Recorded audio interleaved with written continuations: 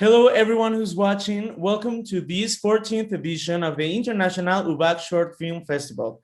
My name is Alex Villaseñor, and I'm here with one of the filmmakers of this edition, Radheya Jegatheva, who's joining us from Perth, Australia. How are you, Rad? I'm good, very well, thank you. Thank you for having me.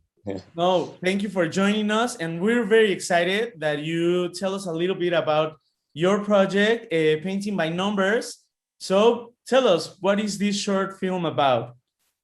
Yeah, so Painting by Numbers is a short animated film, and to describe it would be like a non-narrative short that explores environmentalism, climate change, and the state of our planet in a bit of a non-traditional way through 7 of the most famous paintings in the world, each in relation to one of the 7 deadly sins. So trying to interweave all those together and to create meaning in this very short kind of bite-sized format. So your short film is an animation, so we know that's not easy peasy.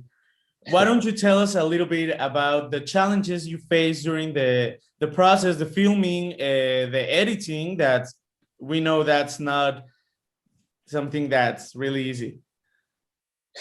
Yeah, well, it was very daunting. I mean, well, number one, because I had to do like the animation all by myself. And so the biggest, I mean, there were a lot of technical hurdles to try and get through, but I guess the biggest thing was, with each of these paintings, like 7 of these, incredibly famous paintings, I wanted to kind of bring them to life, not only in their original form, but in this modernized form as well, like, in relation to like a climate crisis that we have going on.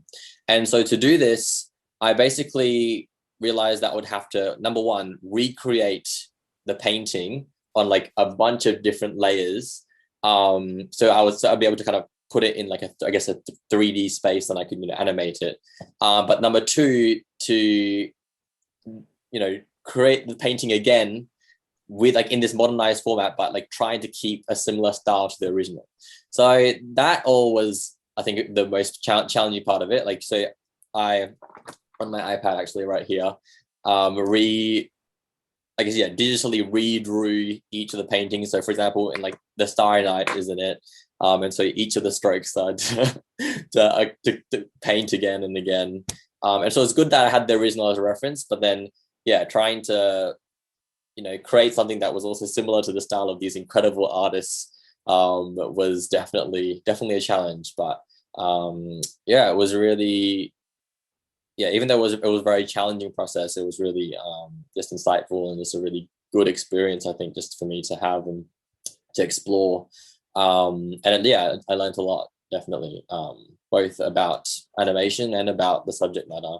I think another hurdle was creating the soundtrack, but thankfully this time I actually was able to collaborate with a composer and a sound designer that I knew over the other side of Australia.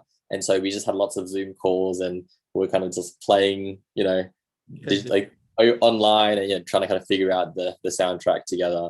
But yeah, it was, there was a lot more hardships and difficulties happened during that whole process. But overall, I'm glad with how, I guess, it all kind of turned out in the end. Yeah. Of course, it sounds like a really interesting process that you had to accomplish. And so I'm really intrigued by the creating process that you had before and during this project. So why don't you tell me about it?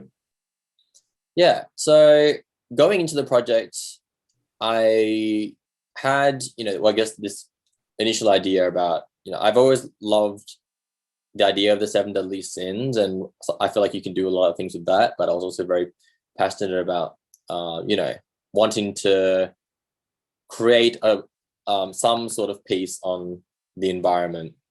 So immediately going in, like trying to create like parallels between the sin and then both the painting and then an environmental like issue was a challenge for some things. Like the very like first few that I initially thought of right from the very beginning were quite easy to me. Like Greed with the Starry Night, Gluttony with the Last Supper, like those felt like they were kind of, I guess, more obvious. But then with some of the other paintings and the sins and the meanings, it did take a bit of development to try and get there, and trying to go through a few different ideas, especially for the ones that are a bit more abstract, like lust and pride, and trying to figure out how I could really connect those dots. But it was like most of my previous projects, a lot of the ideas come to me as I'm animating it,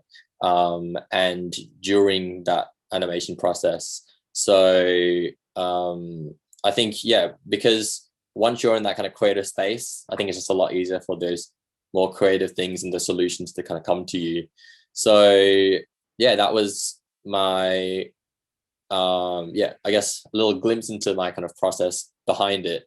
Just as soon as I kind of got an idea, I would kind of draw out it as like a concept, like as a concept art, and see if it would work. I actually have some, if you would like to see. Like, this is, please, of course for Lust. So this is my original kind of drawing I made, like initially, just to I guess figure it out and to see if it worked. There's another one for Greed. So this is the original kind of. So I guess in the end, these two kind of turn out to be quite similar to what you see in the original, but obviously a bit more finessed, and you see kind of the final piece. But I think that was a really integral part of the process for me, kind of getting out on in like a dumbed down format first, and just to make sure I think it's all working visually and with all the meanings and everything like that. Of course. And I think that you're bringing these topics that are so important for the whole world. So my last question is, what do you expect people to receive after watching Painting by Numbers? Because you're talking about climate change, art, that are very complex topics. So what do you think? Absolutely. Like there's all very, very complex and deep topics, and it's not something that I guess you could really explore super well in such a short film. So I think this topic of climate change is something that obviously we've heard a lot about, but it's not something that I want people to stop talking about.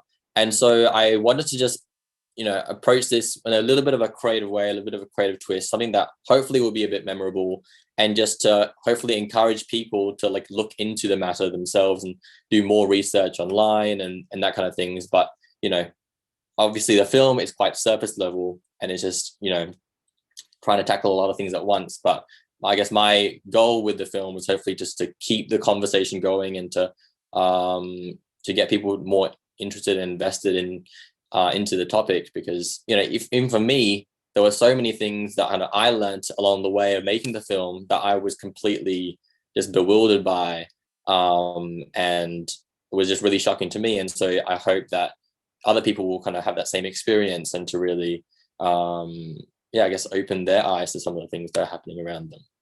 Of course, I agree very, very much. So Red, thank you very much for sharing these experiences with me, for telling us a little bit of behind your project that I know people is gonna love. And we don't have anything but wishing you the best of the luck in this edition of the festival with this project and all of your future projects. The best of the luck. Thank you very much. Thank you so much for having me, and it's so exciting to be a part of this festival again. And so great to talk to you. Thank you for your time. Thank you.